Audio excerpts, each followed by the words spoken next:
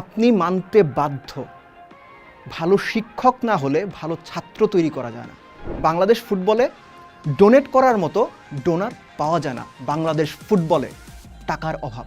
বিশ্ব ফুটবলের বড় ক্লাবগুলো কিংবা বড় ফুটবল প্লেয়িং নেশনস যারা রয়েছেন তারা একাডেমির মাধ্যমেই সবচেয়ে বেশি ফুটবলার প্রডিউস করেন। হামজা চৌধুরী ফুটবল দিয়ে মাঠ মাতিয়েছে, বাংলাদেশের ফুটবলে প্রাণ ফিরিয়েছে। এ যেন ফুটবলের মরা গাঙে জোয়ার এসেছে। হামজা, ফাহমেদুল, কাজিম শাহ কিংবা সমিত সোম, তারা খুব অল্প সময়ের মধ্যে বাংলাদেশের ফুটবলটাকে এমন একটা জায়গায় নিয়ে গেছেন, মানুষ নতুন করে স্বপ্ন দেখছে। বাংলাদেশের মানুষ ফুটবলের ভালোবাসাটাকে যেন নতুন করে বুকে ধারণ করছে। কিন্তু সবচেয়ে বড় প্রশ্নটা হলো, পরবর্তী হামজাকে বিদেশ থেকে হামজাদের আনা কিংবা নিজের দেশের মাটিতে বাংলাদেশে হামজা তৈরি করা, দুটোর মধ্যে অনেক বড় পার্থক্য রয়েছে। বাংলাদেশকে সত্যিকার অর্থে যদি সাউথ এশিয়ান রিজিয়ন্স ছাপিয়ে বড় পরিসরে এশিয়ান রিজনে ফুটবলিং পাওয়ার হাউস হিসেবে নিজেদেরকে মেলে ধরতে হয়, পারফর্ম করতে হয়, অন্যদের বার্তা দিতে হয়, সেক্ষেত্রে ঘরের মাটিতে হামজা প্রডিউস করা খুব জরুরি। এটার কোনো ব্যতিক্রম এই মুহূর্তে চোখে পড়ছে না। সহজ করে বললে চারটা বিষয় এখানে সামনে চলে আসবে, যে চারটা কাজ এই মুহূর্তে বাংলাদেশ ফুটবল ফেডারেশনের খুব গুরুত্ব দিয়ে করা উচিত। নাম্বার 1, ট্যালেন্ট হান্ট এবং একই সঙ্গে স্থানীয় পর্যায়ে, বিভাগীয় পর্যায়ে একাডেমি বিল্ড আপ করা, ফুটবল একাডেমি। নাম্বার 2, ভালো মানের, উন্নত মানের, প্রয়োজনে বিদেশে ট্রেনিং করিয়ে কোচ তৈরি করা। নাম্বার 3, জেলা এবং বিভাগীয় পর্যায়ে নিয়মিত ফুটবল লিগ এবং টুর্নামেন্ট আয়োজন করা। নাম্বার 4, ঢাকার ক্লাব ফুটবলকে আরও আকর্ষণীয় এবং একই সঙ্গে মানসম্মত করে তোলা। একটা একটা করে আলোচনা করি। নাম্বার 1, ট্যালেন্ট হান্ট কিংবা স্থানীয় পর্যায়ে একাডেমি তৈরি। এই যে আমরা হামজাদের কথা বলি, সমিত সোমদের কথা বলি, কিংবা যারা ইউরোপিয়ান ফুটবল নিয়মিত ফলো করেন, তারা এই ব্যাপারটা অবশ্যই খেয়াল করেছেন। বিশ্ব ফুটবলের বড় ক্লাবগুলো কিংবা বড় ফুটবল প্লেয়িং নেশনস যারা রয়েছেন তারা একাডেমির মাধ্যমেই, ট্যালেন্ট হান্ট করে একাডেমির মাধ্যমেই সবচেয়ে বেশি ফুটবলার প্রডিউস করেন।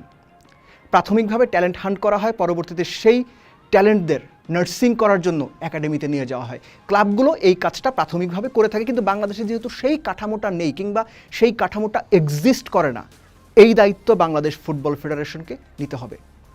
অন্তত প্রাথমিকভাবে বাংলাদেশের 4টা জায়গাতে, হতে পারে সেটা সিলেট, হতে পারে সেটা বরিশাল, হতে পারে সেটা রংপুর, হতে পারে সেটা চট্টগ্রাম, অবশ্যই ঢাকার বাইরে কমপক্ষে 4টা জায়গাতে এরকম 4টা আন্তর্জাতিক মানের না হলেও খুব ভালো মানের ফ্যাসিলিটি সমৃদ্ধ একাডেমি গড়ে তুলতে হবে। যে একাডেমিগুলোতে ট্যালেন্ট হান্ট করার পরে যে ফুটবলারদের পাওয়া যাবে, সেই ফুটবলারদের বছর ওয়ারি অনুশীলন করানো হবে। এবং এই ট্যালেন্ট হান্টটা এজ লেভেল বেসড হতে পারে, 16, 18, 20 কিংবা 15, 17, 19। এটা বাংলাদেশ ফুটবল ফেডারেশন সিদ্ধান্ত নেবে তারা ঠিক কীভাবে এটা চালাতে চায়।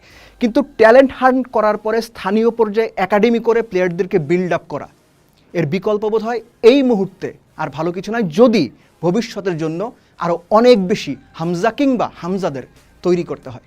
Number 2, coach. আপনি মানতে বাধ্য, ভালো শিক্ষক না হলে ভালো ছাত্র তৈরি করা যায় না। খেলার দুনিয়াতেও এটার কোনো ব্যতিক্রম নেই। ভালো খেলোয়াড় তৈরি করতে হলে ভালো কোচ জরুরি, অবশ্যম্ভাবী, হতেই হবে। কিন্তু বাংলাদেশ ফুটবল সিস্টেমে সত্যিকার অর্থে ভালো কোচ তৈরি করার মতো কোনো প্রোগ্রাম কি রয়েছে? বাংলাদেশের যারা এক্সিস্টিং কোচ রয়েছেন কিংবা আগামীতে যারা কোচ হিসেবে আসবেন, ফুটবল কোচিংয়ে মন দেবেন, তাদেরকে বিদেশে ট্রেনিং করানোর কী কী ব্যবস্থা রয়েছে? আনফর্চুনেটলি এই মুহূর্তে তেমন কোনো কিছু দেখা যাচ্ছে না। এই জায়গাতেও বাংলাদেশ ফুটবল ফেডারেশনকে মনোযোগী হতে হবে, অর্থ ব্যয় করতে হবে। যারা কোচিংয়ে আগ্রহী, সাবেক ফুটবলার যারা আছেন কিংবা নতুন করে যারা ফুটবল কোচিংয়ে আসতে চান, তাদেরকে যতটুকু সম্ভব ফ্যাসিলিটি দিয়ে ভালো মানের কোচ তৈরি করতে হবে। এবং শুরুতেই যে বলছিলাম যে ট্যালেন্ট হান্ট এবং একাডেমি তৈরি করে সেখানে প্লেয়ারদের বছর ওয়ারি, প্রত্যেক বছর প্রশিক্ষণ দেওয়া, নিয়মিত প্রশিক্ষণ কার্যক্রম চালু রাখা, এই কোচদেরকে ওই একাডেমিগুলোতে ছড়িয়ে ছিটিয়ে দিতে হবে। লেটস সে সারা বাংলাদেশে 4টা ফুটবল একাডেমি রয়েছে, প্রত্যেক বছর সেখানে 3বার বা 2বার ট্যালেন্ট হান্ট হয়, সব মিলে 20 থেকে 25 জন ফুটবলার এজ লেভেল বেসড তৈরি করা হয়, 3টা এজ লেভেল হয়তো 60 জন ফুটবলার। এই 60 জন ফুটবলার নিয়ে গড়ে কমপক্ষে 5 জন করে কোচ দিয়ে দেশীয় ভালো মানের কোচিং স্টাফ, যারা বিদেশ থেকে ট্রেনিং নিয়ে এসেছেন কিংবা যাদের কোচিং ফিলসফি আন্তর্জাতিক মানের, যাদের কোচিং নিয়ে ভালো পড়ালেখা রয়েছে, ট্রেনিং রয়েছেন, তারা এই ইয়াং ট্যালেন্টদের সাপোর্ট দেবেন, তাদেরকে গড়ে তুলবেন।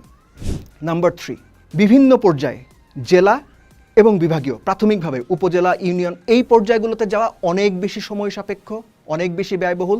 প্রাথমিকভাবে যদি জেলা এবং বিভাগীয় পর্যায়ে নিয়মিত ফুটবল টুর্নামেন্ট এবং লিগ আয়োজন করা হয়, যথেষ্ট পরিমাণে প্লেয়ার বের হয়ে আসবে। এগুলো ট্যালেন্ট হান্ট করে পাওয়া যে ফুটবলার পাওয়া যাবে তাদের সমন্বয় এবং তাদের বাইরে যারা থাকবেন তাদের সমন্বয়, অর্থাৎ 2 দিক থেকে ফুটবল প্রডিউস করার মঞ্চ তৈরি হবে জেলা এবং বিভাগীয় পর্যায়ে নিয়মিত ফুটবল লিগ এবং টুর্নামেন্ট আয়োজন। প্রায়ই বলা হতো বাংলাদেশ ফুটবলের স্পন্সররা আগ্রহী না, বাংলাদেশ ফুটবলে ডোনেট করার মতো ডোনার পাওয়া যায় না, বাংলাদেশ ফুটবলে টাকার অভাব। কিন্তু এখন এই মুহূর্তে বাংলাদেশ ফুটবল যে পরিমাণ হাইপ পেয়েছে, যে পরিমাণ আলোচনায় রয়েছে, বড় বড় স্পন্সররা যেভাবে ফুটবলের দিকে আসছেন কিংবা ফুটবলকে আগামী দিনের জন্য একটা অ্যাসেট হিসেবে দেখছেন, তাদের কাছেই যাওয়া যেতে পারে। এই সুযোগটা বাংলাদেশ ফুটবল ফেডারেশনকে কাজে লাগাতে হবে। জেলা কিংবা বিভাগীয় পর্যায়ে বিভিন্ন রকম ফুটবল লিগ এবং টুর্নামেন্ট আয়োজন করার জন্য প্রয়োজনে স্থানীয় যে কর্পোরেট হাউসগুলো রয়েছে কিংবা স্থানীয় যে ব্যবসায়ীরা রয়েছেন কিংবা স্থানীয় যে ইনভেস্টররা রয়েছেন, স্পন্সর্স রয়েছেন, তাদেরকে এনগেজ করতে হবে। মোটামুটি বর্তমান প্রেক্ষাপটে বলা যায় এই জায়গাটা আপাতত মানুষের আলোচনায় রয়েছে, চিন্তায় রয়েছে, ভাবনায় রয়েছে। সো ওই সুযোগটা কাজে লাগিয়ে স্থানীয় পর্যায়ে যদি বাংলাদেশ ফুটবল ফেডারেশন সত্যিকার অর্থে স্পন্সরের ব্যবস্থা করে নিয়মিত ফুটবল লিগ এবং বিভাগীয় পর্যায়ে ফুটবল বড় টুর্নামেন্ট আয়োজন করতে পারে, তাহলে বাংলাদেশ ফুটবল হয়তো 3-4 বছরের মধ্যে বেশ ভালো কিছু প্লেয়ার পেয়ে যাবে, যাদের মধ্যে থেকে হয়তো হামজা আরমানের প্লেয়ারও বের হয়ে আসতে পারে। আপনি আমি কিন্তু জানি না, কিন্তু এই কাজগুলো করতে হবে। আনফর্চুনেটলি গেল 14-15 বছরে এই কথাগুলো বারে বারে আলোচনা হয়েছে, কিন্তু কাজের কাজ কিছু হয়নি, যে কারণে বাংলাদেশ ফুটবল 12-14 বছর আগে যে জায়গাতে ছিল এখনও মোটামুটি সেই জায়গাতে আছে। হামজা, সৌমিত্রা আসার পরে এর মানটা বা ফুটবলের মানটা কিছুটা বেটার হয়েছে, সেটা শুধুমাত্র জাতীয় দলে, সামগ্রিকভাবে কিন্তু না। নাম্বার 4, ঢাকা লিগের মানকে একটা ভালো পর্যায়ে নিয়ে যাওয়া। এই যে সিঙ্গাপুর বাংলাদেশ ম্যাচে টিকিট নিয়ে কাড়াকাড়ি, মানুষের মধ্যে টিকিটের জন্য এত পরিমাণে উৎসাহ, আপনি এর আগে কবে দেখেছেন? দেখেননি। কিন্তু বাংলাদেশ ফুটবলের স্বর্ণযুগের কথা যখন বলা হয় তখন কিন্তু ন্যাশনাল টিমের ফুটবল ম্যাচের কথা বলা হয় না, যখন গ্যালারি কানায় কানায় পরিপূর্ণ থাকতো, 2 দিন আগে থেকে স্টেডিয়ামের আশেপাশে উৎসবের আবহ তৈরি হতো।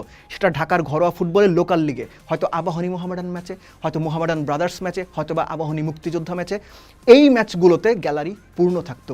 ওই সময়টা হুট করেই ফিরে আসবে না, সময় দিতে হবে, 2-3-5 বছর হয়তো বা আরও বেশি।